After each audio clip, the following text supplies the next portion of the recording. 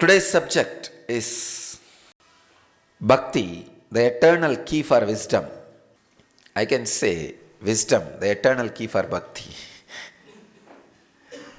Because the goal is Bhakti, not wisdom. Wisdom is for Bhakti. I'll give you some of the sacred sentiments from these great devotees like Kabir,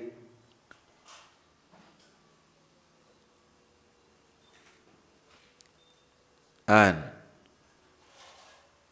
define the experience of Bhakti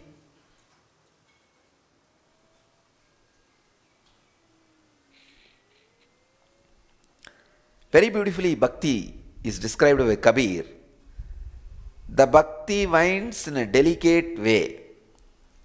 On this path, there is no asking and no not asking. The ego simply disappears. The moment you touch him, the joy of looking for him is so immense that you just dive in and coast around like a fish in water. If anyone needs a head, the lover leaps up to offer his. Yesterday, one of our Maharishi was asking, what's the difference between the non-suffering and vyakulata, yearning? Kabir gives answer for this, that question. See, yesterday I was describing, base of bhakti is non-suffering. She was asking, how can we differentiate the non-suffering and vyakulata, yearning? Please understand, in yearning, vyakulata, you will never have hatred towards the master or God. In suffering, you will have demands, and when the demands are not met, you will have a deep hatred, pain. You can't forgive him. Not only that, even if he meets your demands, you will feel, oh, I am bound by him. I have to be independent of him. You will have a hatred to him.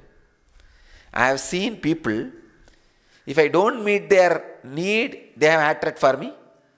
If I say it's okay, all right, I will do what you want, even then, no, I am dependent on you. I don't want you to do that. Again, they have the hatred. Understand the difference between the non-suffering and vyakulata. With vyakulata, you will always melt you. With suffering, you will try to melt the other person, try to change the other person. So non-suffering is different, vyakulata is different. Please understand. In vyakulata, there will never be any hatred. Yearning, there will never be any hatred. But in suffering, you will start hating the other person, the pain. For you will start abusing, blaming the other person. So understanding of the non-suffering and vyakulata is very important. Here, Kabir very clearly says, there is no asking and no not asking. No asking, no not asking.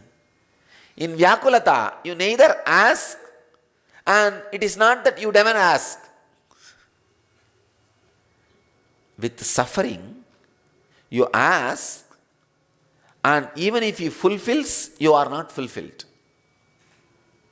And I have seen the arrogant people, they don't even want to receive when I give. No, it is not necessary. Because I begged, you are giving. I don't want to take that. Fools. With suffering, suffering is always based on arrogance. And vyakulata is based on humbleness. Here the Kabir is describing vyakulata. No asking and no not asking means you don't ask, and it does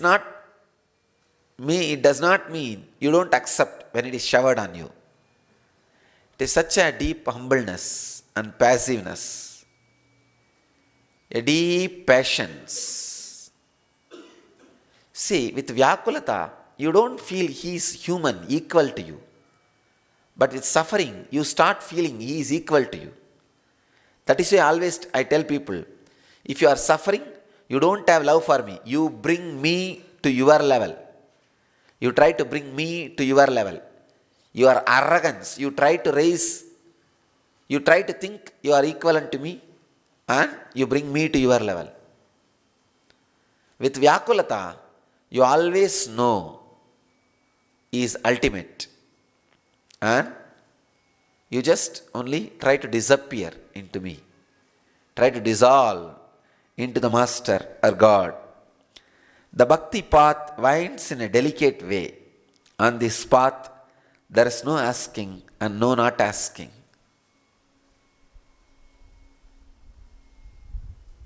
Kabir's answer for difference between non-suffering, Kabir is making you understand more clearly on non-suffering and vyakulata. The ego simply disappears. The moment you touch him, the joy of looking for him is so immense that you just dive in and coast around like a fish in water. If anyone needs a head, the lover leaps up to offer his. Please understand, Kabir is not saying if God needs a head or if Guru needs a head, lover leaps up to offer his. No. He says anyone needs a head. Because when you are in love with the Master, when you are in love with the God, when you are in love, not just for him, you are ready to sacrifice for anyone. You feel everything is worthy of sacrifice. The extreme love, the extreme sacred sentiment.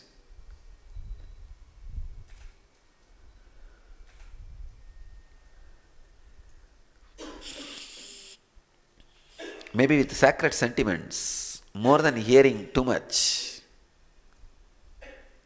you can just hear one sentiment and contemplate on it. Work on it.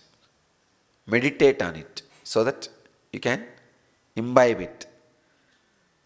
So I don't want to give you too many sacred sentiments today. Just with this one sentiment. The Bhakti path winds in a delicate way. On this path there is no asking and no not asking. The ego simply disappears the moment you touch him. The joy of looking for him is so immense that you just dive in and coast around like a fish in water. If anyone needs a head, the lover leaps up to offer his.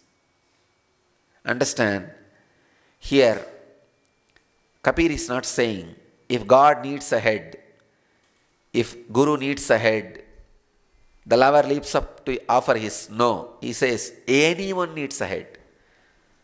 So the key word for you to meditate on today is anyone needs a head, not God needs a head or Guru needs a head.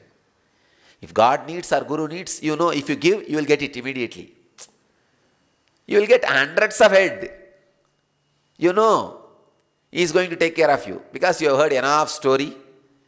When God needs something, if somebody gives, immediately he blesses and he gets that back. It's like I have heard a story when Shiva goes to somebody's house and asks for his son, I want the flesh of your son to eat.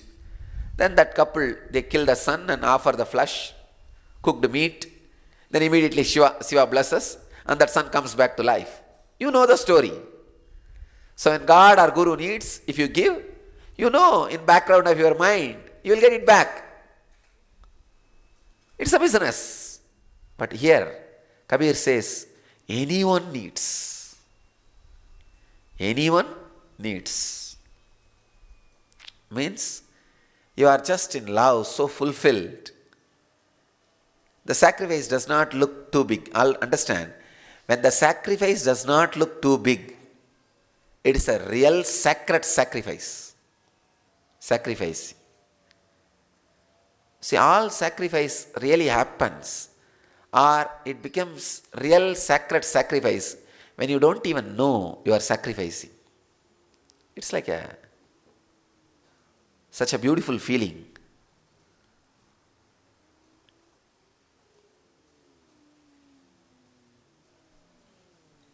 That's what Kabir talks here. Anyone needs a head. Means you just feel what you need to have through your head, you have it. And just for any reason, any simple thing, you can just sacrifice. It's not a sacrifice, it is just sharing. A casual expression of your flowing fulfillment. A casual expression of your fulfillment is what I call sacred sacrifice.